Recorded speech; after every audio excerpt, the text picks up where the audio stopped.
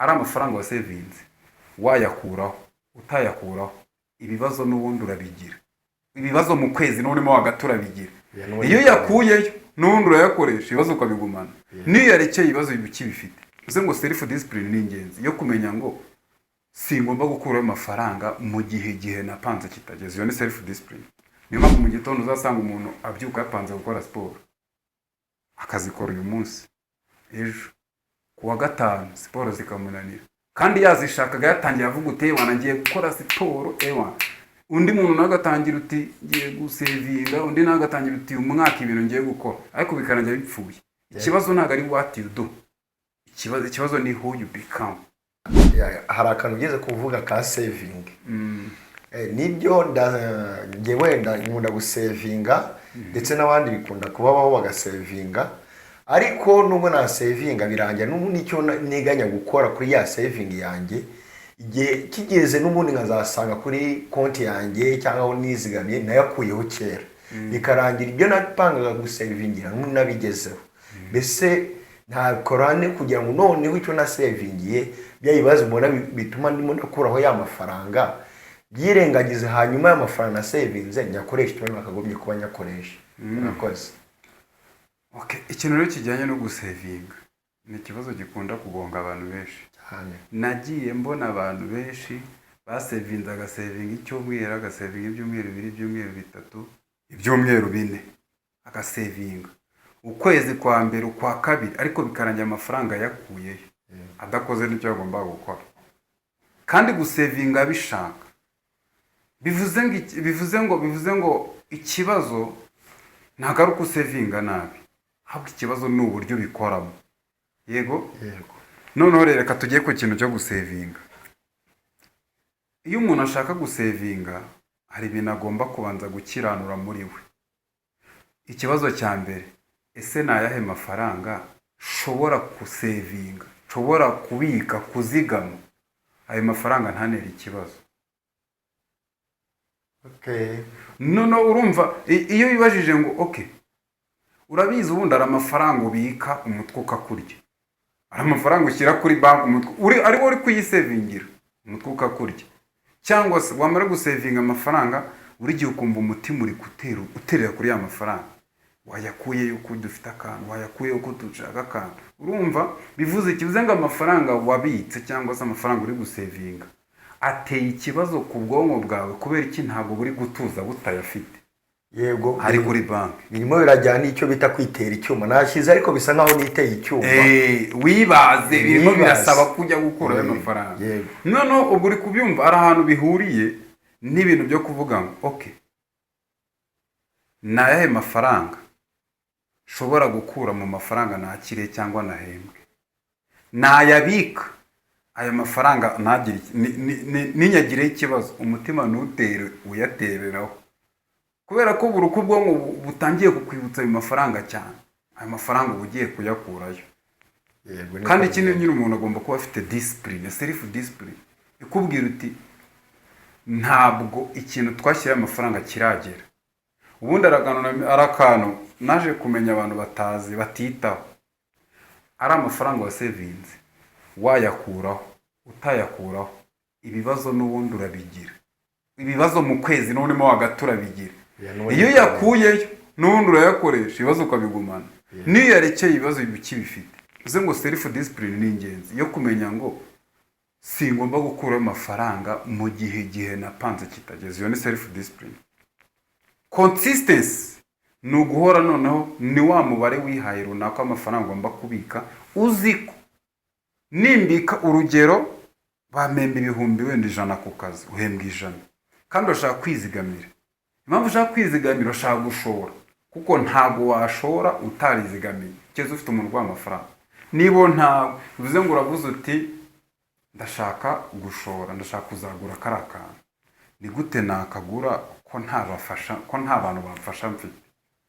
Step yo gusevinga. None savings ukwezi kwa mbere kwa kabiri kwa gatatu amafaranga yakuyeyo, none uko ndi kugira ikibazo amafaranga ndi gusevinga nkayakurayo. Yego ndakora iki? Yego ndabikora. None utangira kwibaza uti reka turebe ejo we na savings 30,000 nashyizeho gusevinga 30 ku kwezi, ndabisevinga ariko buri uko nasevinga 30 umutima ugomeza undya umbwira uti kura yari amafaranga. Bivuze ngo ubwonko bwawe ntabwo buri able yo kurekura ayo mafaranga, buzahora bugutesha umutwe. Yego. Kandi mu bijyanye no kubaka habit cyangwa se imico bihera ku mico mito. Bivuze ngo kugira ngo ujye kubaka discipline, yego ujye kubika amafaranga ukayagumisha kandi ntiyatekereze. Abantu bose bazi kwizigama. Kubaka imico usabwa guhera ku tuntu duto ni ukudahera hejuru usevinga amafaranga menshi arengeje ubushobozi bwa mayindi yawe yemera. Yego.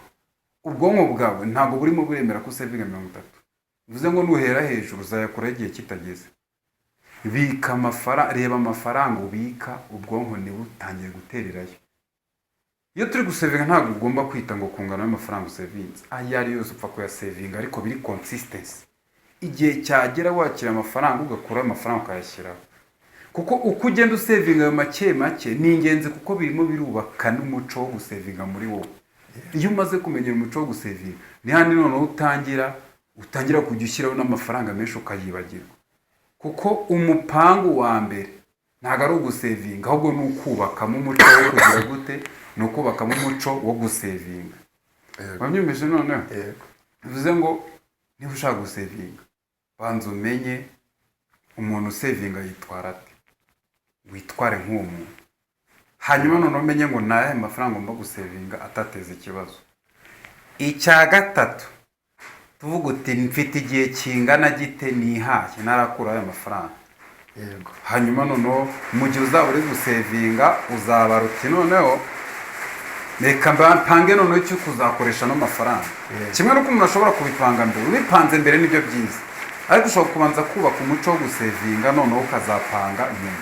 Yego. Kuko uri kubaka umuco wo gusevinga amafaranga azagutabara mu gihe byagenze nabi. Yego.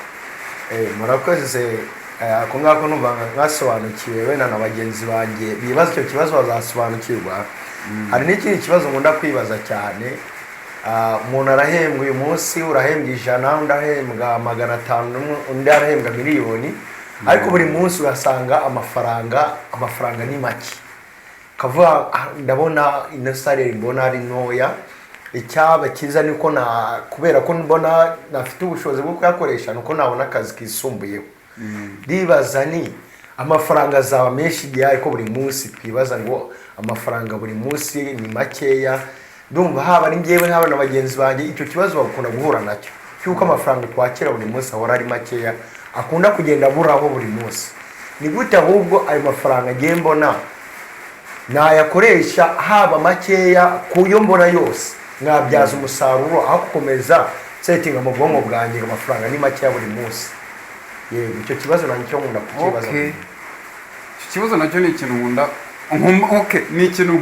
ni ikibazo nkunda kumva bagenzi banjye bavuga. Amafaranga yabaye make. Ibyo ngibyo byatumye nkunda kubona abakozi bakunda gushiftinga akazi. Akava mu kazi kamuhembaga 100 akajya mu kirigitano, akava mu kirigitano akajya mu ka 200 kugenda azamuka. Ariko still nubwo amaze gushiftinga inshuro 3 ajya ahantu bamwongeza amafaranga menshi, amafaranga aracyamubana make. Ugasanga ubuzima nta cyahindutse n'ubundi, nta kintu gize gindo. Yari yavuye ku mushahara w'100 ajya kuri 5 ariko nta kintu kirahinda. Bivuze ngo ikibazo ntago ari amafaranga, kuko mu gitabo ndakeka ari Think and Grow Rich cya Napoleon, niba ari cyo hagati yacyo na Rich Dad Poor Dad, batubwira ko ikibazo ntago ari amafaranga ukorera, ikibazo nicyo ukoresha amafaranga wakoreye. Yego, ikibazo si amafaranga wakiriye, ikibazo ni amafaranga wakiriye makeya wayakoresheje ute. Kuko wabuhembwa miliyoni, wabuhembwa 500, wabuhembwa 200 kumanuka kugeza ku 100, expenses zawe neza ziba zenda guhura n'umubare w'amafaranga wakira. Bivuze ngo intambwe ya mbere ubundi twiga mu bijyanye na financial cyangwa se money management ni to live below your means, kuba munsi y'umushahara wawe cyangwa se kuba munsi y'ibyo winjiza. yego Uti gute? Niyo mpamvu iyo umuntu avuye mu mushahara wamuhembaga 100 akajya mu mushahara umuhemba 150 nta gihinduka mu buzima bwe, kubera ko buri uko agerageje kongeza amafaranga azamura na bya bindi biyakonsoma. yego Bivuze ngo iyo ubaye munsi y'amafaranga yawe ukiga kuba munsi y'amafaranga yawe, amafaranga ntakubana makeya. Niba wakoreshaga 70,000 uhembwa 100 ugatangira kwiga gukoresha 50, izo ni veni tayari zamaze gusigara, amafaranga atangiye kuba menshi. Bivuze ngo ni amahirwe iyo ubonye umushahara uguhereza 200 wahembwaga 100, waratangiye kubaka umuco wo kuba munsi ya minizi yawe, to live below your means. Bivuze ngo anytime umuntu ataragabanya amafaranga akoresha mu gihe atarakira andi, ntabwo uwo muntu azigera abona amafaranga menshi. Buri uko yakira amafaranga amubana make. Bivuze ngo ni ukubaka umuco wa mbere, ni gute nshobora kugabanya expense zanjye zose nkazikubita hasi kugira ngo mbone amafaranga nsoze ukwezi mfite amafaranga. Kandi uko ugenda wongera amafaranga usigarana, niko ugenda wongera andi mezi. Bivuze ngo umwaka ushobora no kujya kurangira ufite amafaranga menshi, none ushobora kuba yakoresha icyo ushaka. Bivuze ngo ikibazo ntabwo ari amafaranga wakira, ikibazo si ingano y'amafaranga uhembwa, ikibazo ni uburyo ukoresha ayo mafaranga ugira gute uhembwa. nibyo ubwo ako kantu ndagasobanukiwe. Wenda na bagenzi banjye bazumva kano ka video cyangwa se ibyo ubagezaho bazagenda barushaho gusobanukirwa, kubera ko icyo kibazo ndabisha abenshi dukunda gushaka akazi tuhora twimuka itumenye gukoresha ayo twakiriye mu nyirizi. Maze kubona abantu benshi bagenda bimuka mu kazi kubera ko amafaranga abaye make. Yego. Nyamara ugasanga n'ubundi ibibazo biracyakomeza kuba bya bindi nta kintu kirahinduka. Nta kintu kiri guhinduka. Yego. Uko yari ameza agihembwa 100 ageze kuri 2.5 niko akimeze kubera gukoresha amafaranga kwe nabi. Yego. Ntago azi kuba munsi y'umushahara we. Umushahara. Bivuze ngo kwizigama biramugora kubera iki? Uko ugenda uzamura amafaranga ukoresha niko ukenera no gukura yayandi wabitse. Ariko uko ugenda ugabanya amafaranga ukoresha niko ugenda usigarana amafaranga, bigatuma n'andi wazigamye utagira gute utayakoraho. Yego. Hanyuma ikindi kibazo wenda nkunda kwibaza,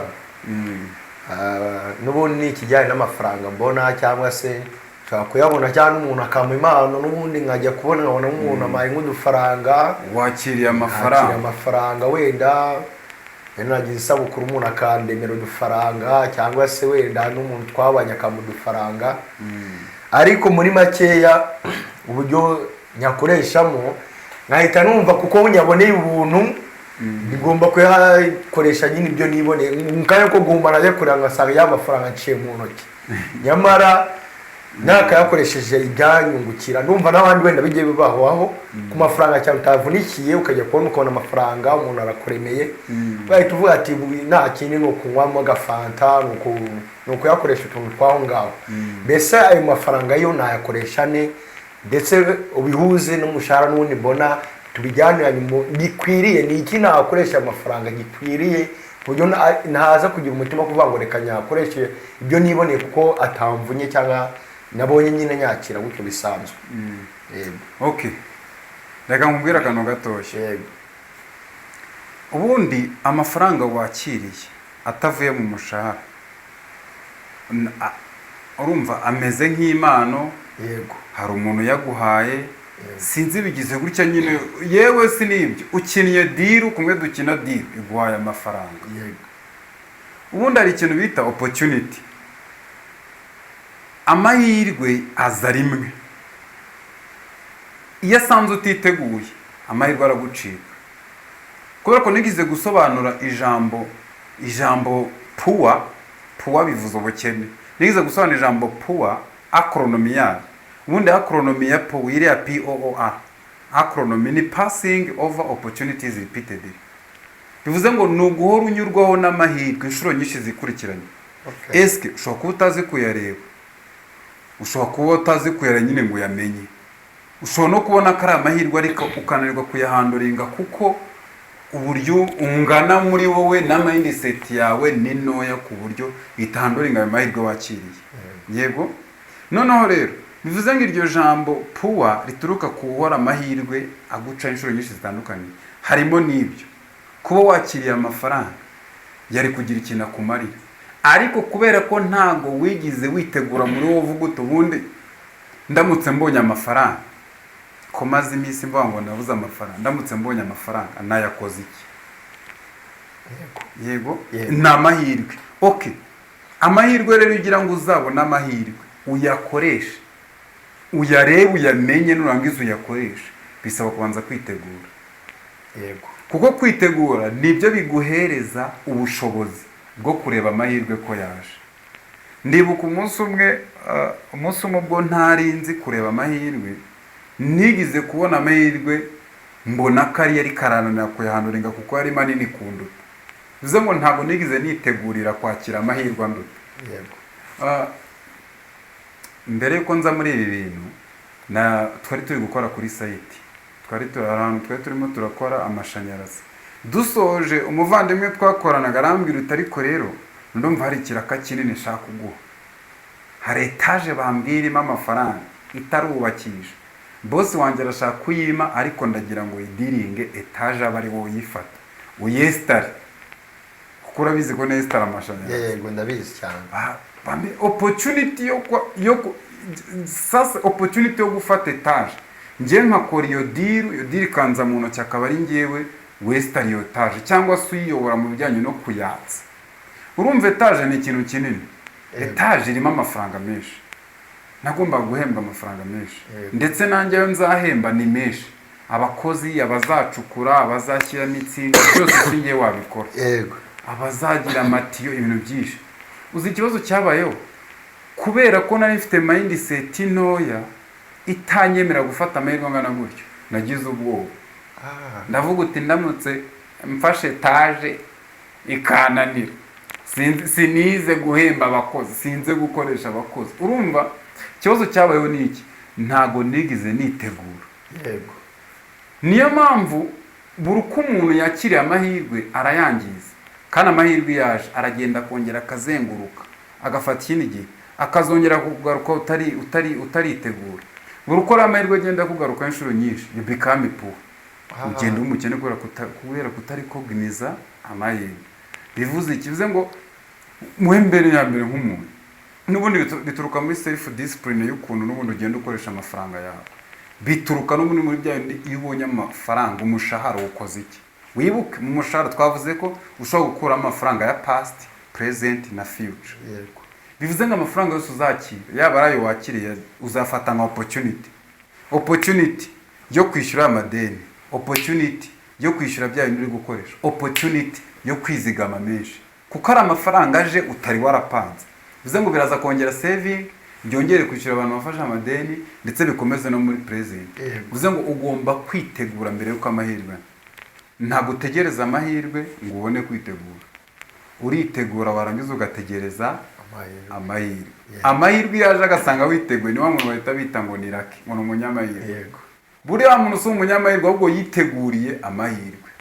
Niyo mpamvu uzasanga ku kijyanye n'amahirwe, uzasanga umuntu muri betting kubera ko ari umukino w'amahirwe arya miliyoni 1, 2, 3, nyine yarya amafaranga menshi, ariko n'ubundi akazongera agasubira aho yarariye miliyoni nyinshi cyane. Akazongera agasubira mu buzima yararimo bw'ubukene, kandi yariye miliyoni zingahe nyinshi, yariye 5, ngaho umuntu ngariye miliyoni 10. Mwakubitana nko mu gihe gitoya ugasanga yarongeye yabaye uko yari ameze, kubera ko atabyaje amafaranga, atateguye amahirwe azaza muzamuzanga yakoresha icyo bikwiriye. Bivuze ngo ntabwo yigize yitegurira ayo mafaranga. Amafaranga yose udafite ubwenge bwo gukorera, ntabwo wagira ubwenge bwo kuyamanaginga. Niyo mpamvu umuntu wese uzatsindira amafaranga arayatsindira, usibye uwiteguriye nyine amahirwe akavuga uti ningwa ku mafaranga nzikorera ibintu. Kubera ko ibyo natabizi, azagwa ku mafaranga ayangiza, ubwonko buzajya kwireturuva ageze kuri capacity, ndetse anayasubizemo n'ubundi hahandi yakuye. N'undi yasubiza handi yakuye. Kubera iki? Nubwo yakiriye amafaranga no opportunity, ariko ntago azikora opportunity, nta nubwo yabasha guhanduringa opportunity na capacity, nagirebe yo guhanduringa izo miliyoni ariye. Agomba kuzangiza kugeza kuri capacity y'ubwonko bwe. yego ndumva ugomba noneho kwitegura. yego ni ugutegura ya mahirwe kugira ngo azasange niteguye bwo. Ni ukuri, ibyo byo ni ukuri. Yego. Ndumva nabashimira ku bibazo nari mfite, ndumva nsobanukiwe. Wenda na bagenzi banjye bazagerageza kugenda bagira byinshi basobanukirwaho. Muri comment bazandikamo. No muri comment bazagira ibyo babaza, ndetse bagire n'ibindi bungukiramo bitewe n'ibyo umuntu ashaka kumenya. Ariko ngewe ndumva nyuzwe, nagushimira cyane kuko hari byinshi najya nkunda kwibaza, ariko uyu munsi numva nsobanukiwe kurushaho. Ndumva ngiye gutegura kugira ngo amahirwe azajya asanga niteguye kweri. Murakoze cyane. Murakoze. Kandi nakunze ibibazo wambajije, ibibazo birimo ubwenge. Kandi ibibazo dukunda kugongana na by'abantu benshi. Ko ikintu kijyanye n'umushahara wabaye mukeya, kwizigama abantu byarabananiye, kuguma ku ntego byarabananiye, kubera iki barashaka gukora ariko ntibashaka guhinduka. Yego. Urashaka gukora ariko ntushaka guhinduka. Kandi umuntu windutse we niwe ukubwira ibyo ukora. Ibyo ukoze bikaguhereza result ushaka. Bivuze ngo mbere na mbere banza urebe umuntu ushaka kuba we mu minsi iri imbere ameze. Ibyo ngibyo bizatuma intego zawe zose ugira gute uzigeraho. Oya, n'ubundi ako kantu nagasobanukiwe kuko n'ubundi busanga abantu dukorera amafaranga amwe, ariko ugasanga umuntu umwe arimo arazamuka, undi arimo arahera hahandi n'undi ari akaba yavuga ngo wenda ngo niko afite izindi resource ku ruhande, nyamara ya mafaranga arimo arakoresha nyirizina bayanganye. Ariko akagera hamuvana akagera n'aho amugeza, ariko wa wundi wiwe nahinduka kandi bakora amafaranga. Mu yandi magambo nyine nasobanukiwe ko ari ugukoresha ya mafaranga igikwiriye. Uvuga ngo ndayabona ariko sinyakoresha ibikwiriye nyirizina, ahubwo ndakoresha ibyanyegewe ntapangiye. Yego, ndumva rwose n'ubundi nk'abakozi, nk'abantu dukora akazi, abemployee, ushobora gusanga umuntu akora umwaka wa mbere, umwaka wa kabiri, umwaka wa gatatu, kugeza ku myaka 5, 10 utamubaza ikintu yagezeho ngo akikwereke. Usibye ko yarashatse ni byiza, akabyara, akishyura abana minerivare ni byiza, ariko umubajije ikintu nyine kigaragara yakoze yakibura. Kubera iki? Bituruka muri kwa gutegura umushahara wa mbere wakiriye. Kandi ubu nta nirirarenga, umuntu uwo ari we wese ashobora gutangira gukoresha amafaranga neza.